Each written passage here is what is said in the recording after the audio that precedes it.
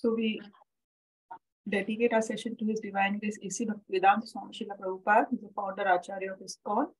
I would like to pay my obeisances to His Holiness Gopal Krishna Goswami Maharaj and His Holiness Radha Swami Maharaj. So we are on the chapter 18, titled as Conclusion, the Perfection of Renunciation, having 78 verses, which actually summarizes the whole instructions given in the Bhagavad Gita. We have further divided this chapter into 6 sections. We have already covered first 4 sections. Now we will be covering the last 2 sections from 56 to 66, which talks about, again, the essence of Bhagavad Gita, that is pure bhakti. And 67 to 78 is the conclusion. That is what Arjuna says after hearing Bhagavad Gita and how Sanjay feels and what he says to Dhritarashtra.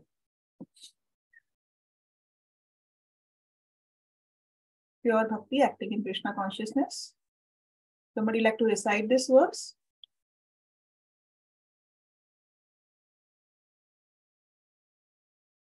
Hare Krishna. I will recite now. Yes, Lavanya. Hare Krishna. Sarva karmanyapi sada kurvano madrupasrayaha matru sada davapnoti sashvatam padamavyayam. Though engaged in all kinds of activities, my pure devotee under my protection reaches the eternal and imperishable abode by my grace. Bhagavad Gita 18.56. Thank you, Lavanya. Hare Krishna. Thank you. So now Krishna starts talking about bhakti. He's telling that bhakta, that is his pure devotee, he's engaged in so many activities. But though engaged in all these activities, he remembers Krishna. He is always conscious of Krishna. And that's why Krishna promises that such a devotee will always remain under his protection. Here he uses mad. Again, the word mad. Mad means my. So such a devotee will be under protection by Krishna. And Krishna promises that whatever activity we are doing, if we are doing it for Krishna's pleasure and remembering Krishna all the time, conscious of Krishna all the time, then Krishna promises us that we will be able to go back to Godhead. That is Golaka Vrindavan, Krishna's abode. And again, he gives the quality of that abode. That abode is not temporary like this material world. That is spiritual world, and that is eternal, Shashvat. And Avayam. Avayam means imperishable. So these are the qualities of the abode Krishna is talking about. So in the next verse, Krishna says that if such is the result of Krishna consciousness, so why should we not work in Krishna consciousness? So a devotee is working in full mood of dependence on Krishna.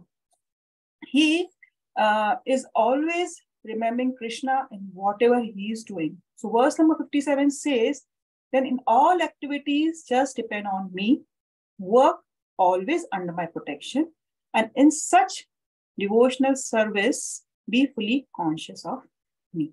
So Krishna is asking us to take this process of Krishna consciousness and always work in a mood of dependence, in a mood of surrender unto Lord Krishna. So whatever instructions Krishna is giving us in Bhagavad Gita, he is asking us to follow those instructions. And because we know that Krishna is not there with us at present moment, but Krishna always sends a spiritual master. The spiritual master is the representative of Krishna. So Prabhupada says in the purport that one should follow the instructions of the spiritual master. And that is equivalent to following the instruction of Krishna. And then we will be able to go back to Godhead, that supreme abode. So we should always remember doing our work in Krishna consciousness.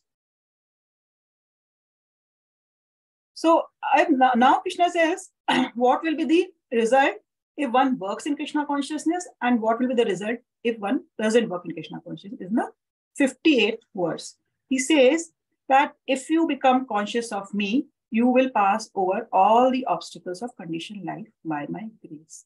So, by Krishna's mercy, by Krishna's grace, we will be able to pass this ocean of missiles. There will be so many obstacles in this material world which a person is facing. But if one becomes devotee, what will happen? We have discussed that challenges will be there, but he will not be affected by those challenges. And he will easily cross over this ocean just like a water in a calf's hoofprint. So Krishna promises that if you become conscious of me in every activity, you will be able to pass over these obstacles. Then in the second part of this verse, 50th verse, Krishna says, if one doesn't work in Krishna consciousness, if one is not able to work in this consciousness, then he will be lost. No? Because such a person will be acting under his false ego. And what is false ego? We have discussed. False ego is considering ourselves to be this body and identifying ourselves with this material body and the things related to the material bodies. If we are identifying ourselves with the body, then we will be trapped by a false ego and we will not be able to take Krishna consciousness. And the result will be, we will be the lost in the whirlpool of this material ocean and take repeated births and death. We will not be able to go to Krishna's abode. Now, after telling this, in the next two verses, Krishna tells Arjuna that now you are refusing to fight. But what will happen if you think out of false identity and if you think out of illusion, you are in moha and hankar, then what will happen? You will in any way fight. Now you're refusing if I'm saying better to follow my instruction because you are born of a Kshatriya nature. So by nature, there is, you have to fight. Okay. So if you fight, because I'm telling you, you will be relieved of all the results of the action of fighting. Like previously, Arjuna was thinking that he will commit sin if he fights and he kills his relatives and he was having compassion and all. But now here, Krishna is again giving me instructions that if you fight under my will, then you will be protected from all the sins. Sin will not affect you. And if you fight by your own accord, or even if you leave this war and go to forest, that will be because you have taken that decision. That is because of your own false identity and illusion. And that will be a wrong decision and you will be bounded. But if you act under my direction, you will be protected. So again, Krishna is saying that work for me. So after discussing this, we know that in the last section, we have talked about Brahman platform. But a person who is reached the platform of Brahman, that he has become self-realized. He has realized that he is Atma, he is not body. He is always like na sochati na kankshati. He's always in a joyful mood. So now that we can say that Krishna talked about Brahman realization at that point of time. But now he is coming to the higher phase, that is the Paramatma realization. And he talks about Paramatma in these two next verses. And he says that you have to surrender to this super soul. So 18.61 says that the Supreme Lord is situated in everyone's heart and is directing the wanderings of all living entities, who are seated as on a machine, mode of the material energy. So we have been giving this body, and this body is compared to a yantra, to a machine. We are actually the living entity, the soul, which is acting in this body. And we have discussed before also that this body has been awarded to us, depending on our desires, depending on our karmas. And once we get that body, we have to act according to the laws of that body. We are forced to act according to the laws of material nature. Like if a dog body we get, it has to bark. So similarly, Krishna is saying that you remember that I, as super soul, is always present along with you in everyone's heart. And we have discussed about this, that here the heart which is mentioned is not the physical heart. No? It is the region of the heart it refers to here, where both soul and super soul are both placed in the body of a living entity. So he's saying, knowing this, that Paramatma is there with you, you surrender unto him. You surrender into that Paramatma. And by his grace, by the grace of Paramatma, you will attain transcendental peace and that supreme and eternal abode.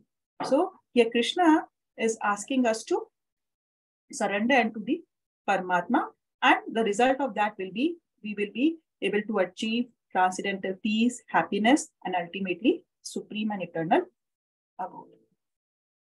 Now, in verse 63, Krishna says, thus I have explained to you all knowledge, still more confidential. So we have talked this, that when Krishna talks about Brahman realization, it is confidential knowledge.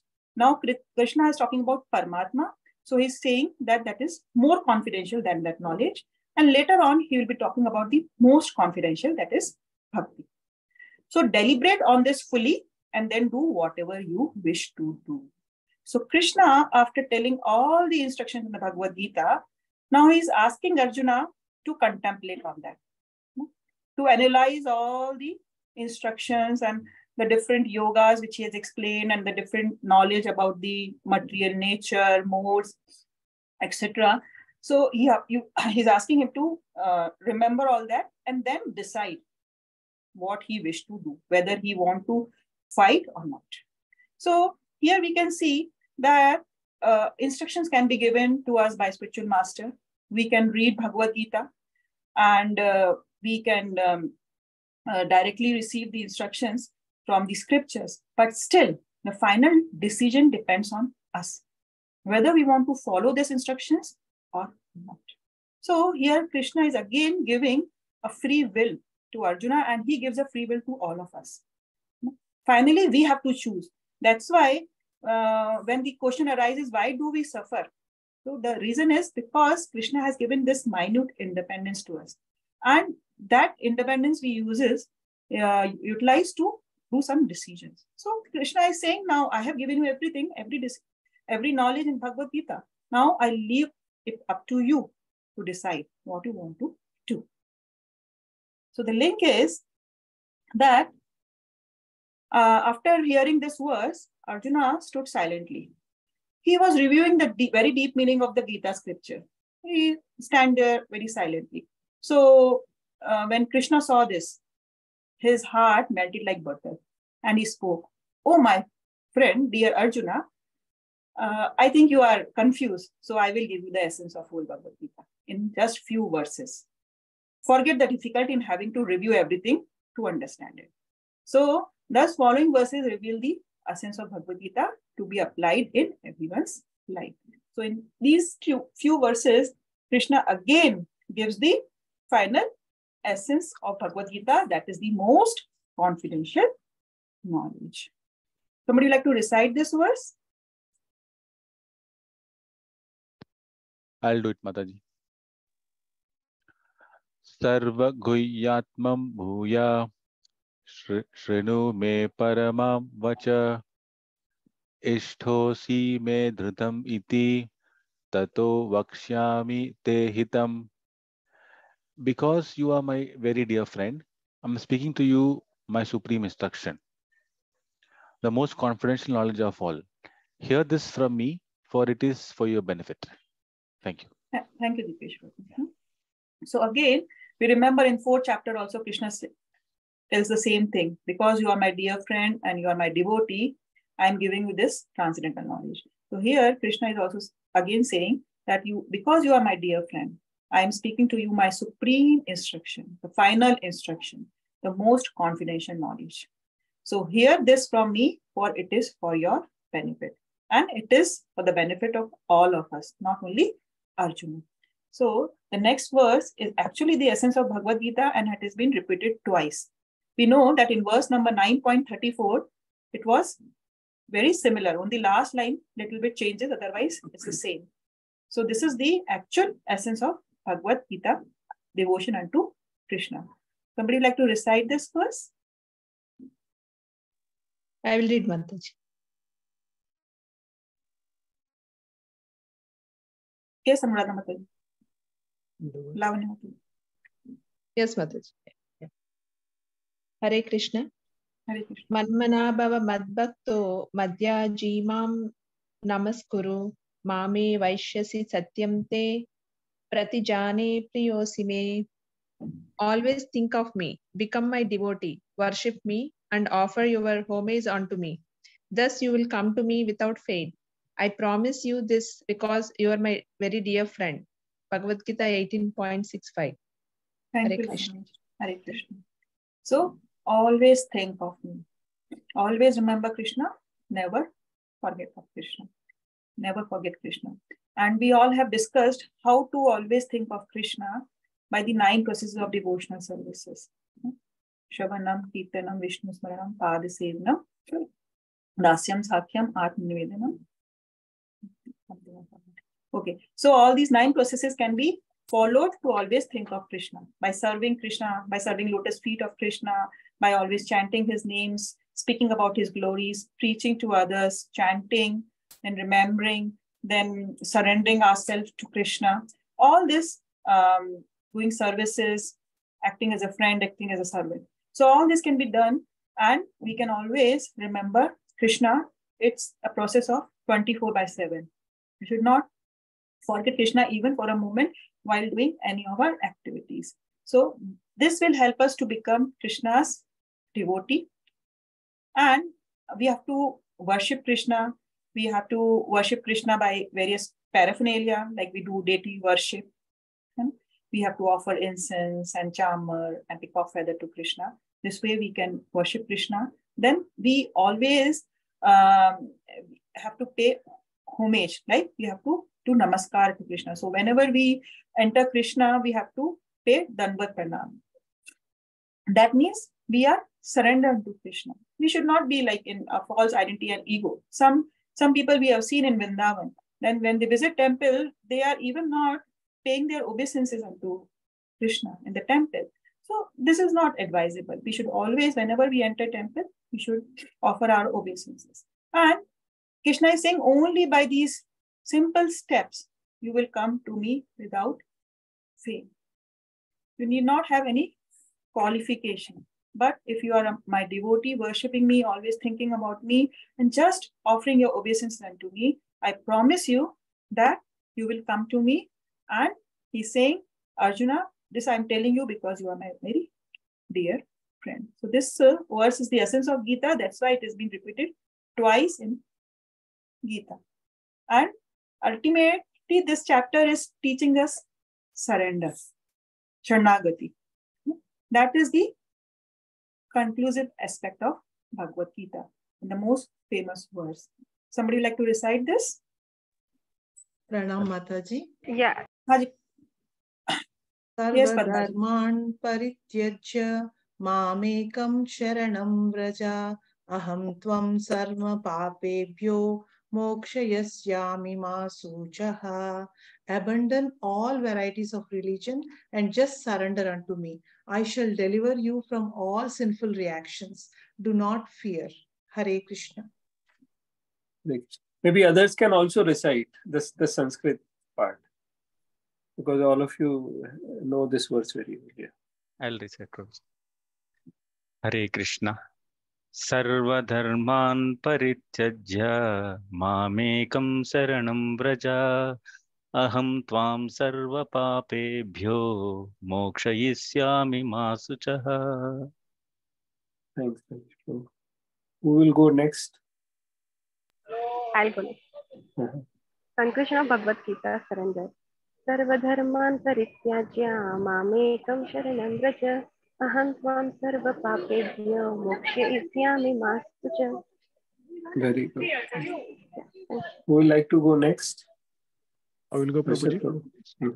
Sarvadharman parityajya mamekam sharanam vraja aham tvam sarva papebhyo moksha ishyami ma suchaha. Hare Krishna. Thank you, Harshad Prabhuji. Very nice. Will anyone like to go next?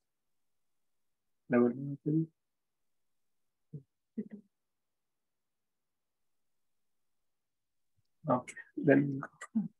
So abandon all varieties of religion and just surrender. So Krishna might have talked about so many yogas, karma yoga, dhyan yoga, jnana yoga in this Bhagavad Gita. But he's saying, Arjuna, forget about all those. Just surrender to me. And sarva dharman parityajya, we might have so many dharmas. Sometimes we say we have putra dharma, we have pita dharma, we have dharma towards our society, towards our community, towards our relatives. We have dharma towards our pitras, forefathers. So there are so many dharmas which are mentioned in our scriptures and our Vedas. But Krishna ultimately is giving the conclusion that you don't worry about all those religion, those dharmas. You just have to surrender unto me. And you don't think that if we don't follow that dharma, this dharma, then you will incur sin. No. Krishna here is promising, just by surrendering unto me, I will deliver you from all sinful reactions. We remember in 7th chapter, Krishna said that you have to be free from all sins to practice bhakti. But here, Krishna is saying, you don't worry. Even if you are sinful, if you surrender unto me, I will take care of it. Okay. So we all remember the this story of Mrigari. He was so sinful. Just by the instruction of Narad Muni, he surrendered. He fully surrendered. And then he became so pious that he didn't even want to kill an ant. So that is the power of devotion. So Krishna is saying, if you surrender unto me, I will nullify all your sins. Don't worry about that. Do not fear. And we have discussed this surrender is not passive. This surrender is always active. At every moment of life, we have to take a decision whether to surrender or not. And we have discussed this before, the 6 aspects of Sharanagati as discussed in Hari Vilas. So we know that to surrender means we have to be humble. Humility is required. And then it's full surrender, full self-surrender, Atma Nikshepa. Sacrifice everything, our mind, body, words, everything for the service of the Lord. And then we have to be in a mood like gopis. Like we cannot be thinking, like we have to always think that Krishna is the only maintainer for us. And nobody else we have to depend on. Krishna is our only maintainer. And we have to be very confident about Krishna's protection. We know that verse, Ananyas Chintayanto Mam, 9.2. So Krishna is saying, do not worry, I will give you what you lack and I will protect what you have. So we should have that faith, that confidence in Krishna's protection. And then we all know we have to reject the things which are unfavorable for Krishna consciousness and always try to accept the things which are favorable for Krishna consciousness. If we are following this, then it actually means we are surrendering to the process. And we know if we follow the process as it is, because it is a science, it will give results. And we will definitely become Krishna consciousness and go back to Godhead. So we have to think and act at every moment, whether we are surrendering or we are not, whether we are rejecting the unfavorable and accepting the favorable or not. So this is the active process of surrender Krishna is asking here. So after discussing what we have to do in devotion and how to surrender unto Krishna, now this is the final conclusion. So instructions given by Krishna has stopped in verse number 66. Now he talks about the glories of Gita. So,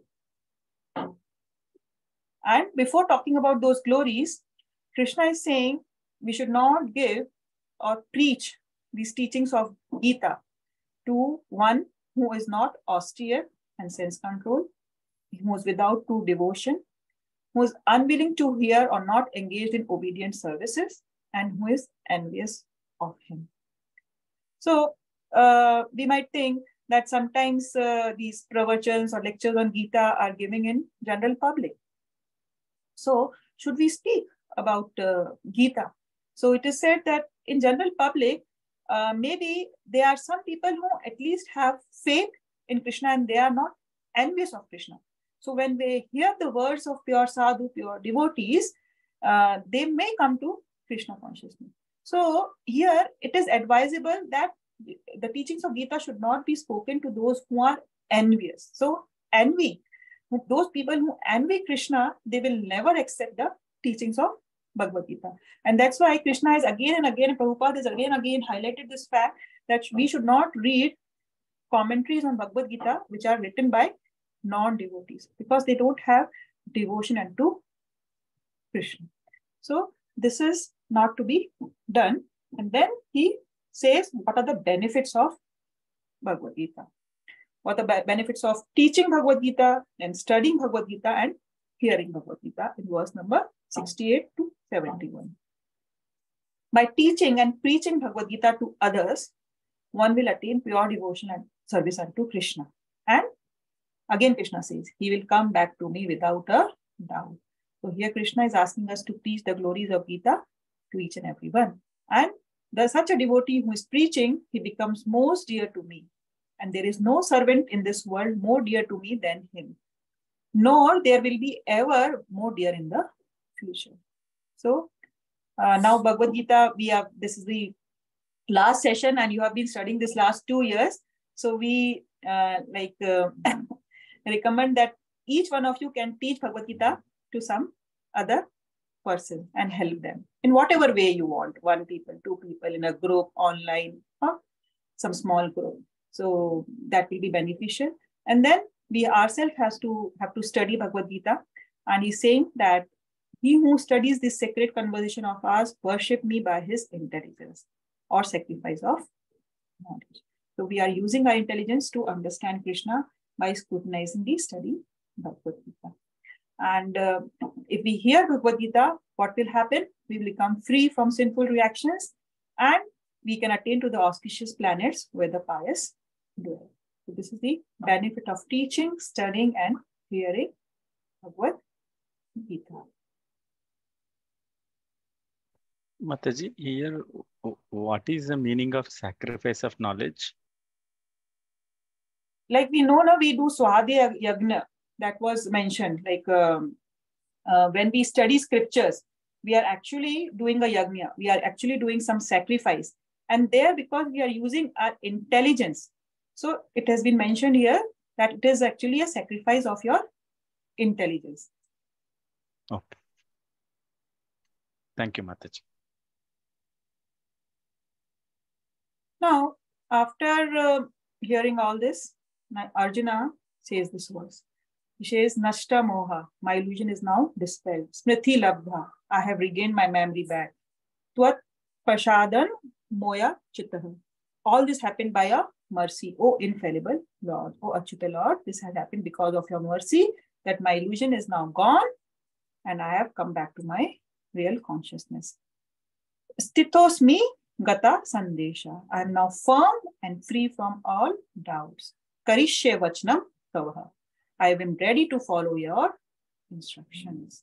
So, like Arjuna accepted Krishna is the supreme and how he is now ready to follow his instructions. He's ready to fight. He's firm in his decisions. Similarly, after reading Bhagavad Gita and the instructions given in this Bhagavad Gita, we should also make a firm determination that we will try our best to follow the instructions given in Bhagavad Gita. And that will be surrender. Then after this, the last 4 verses spoken by Sanjaya, and he is very elated hearing this conversation between Krishna and Arjuna. And he says that the conversation of 2 great souls, Krishna and Arjuna, is so wonderful message that my hair is standing on. And by the mercy of Vyasadev, I've heard the most confidential talks on Bhakti Yoga directly from the master of all mysticism, Krishna, who was speaking personally to Arjuna. So we all know that Sanjay has been given was given special eyes, divine eyes by his spiritual master Vyasdev. So he was able to see what was happening on the battlefield, and he was narrating Dhritarashtra about that. And he says that I repeatedly recall this wonderful sacred conversation between Krishna and Arjuna. I take pleasure and I'm thrilled at every moment remembering that. And I'm remembering that Krishna's wonderful form, because Sanjay was able to see the universal form and then again the 400 and the 200 form, which Arjuna requested Krishna to show. That was seen by Sanjay also. So he is so much struck with wonder and he's rejoicing repeatedly and his hair is standing on end. It means that he's so elated by seeing and hearing this sacred conversation between Krishna and Arjuna. And after that, he gives his own conclusion to Dhritarashtra. So this is the famous verse again. Somebody would like to recite this verse? I'll recite, Mataji. Yes, sorry. Yatra yogeshwarah Krishno, yatra pardo dhanurdharaha, tatra srir vijayor bhuti, dhruva nitir matir mama. Wherever there is Krishna, the master of all mystics, and wherever there is Arjuna, the supreme archer, there will also certainly be opulence, victory, extraordinary power, and mortality. That is my opinion. Bhagavad Gita 18.78. Thank you, Rajesh. So here Sanjay is declaring Dhritarashtra that your sons will not win, and the Pandavas will only win this war. So wherever there is a combination of Krishna and his devotees, there will be victory, there will be opulence, there will be extraordinary power, and there will be morality. So this is the conversation started by Dhritarashtra asking what is happening on the war, and he was feeling that he was thinking that his sons might win, but still he was also afraid in the beginning. But here, after hearing this Bhagavad Gita and reciting it to Dhritarashtra, he is giving his own conclusion that Pandavas will only win because Krishna is with them. So wherever there is Krishna, there is victory. So this is the final verse for today.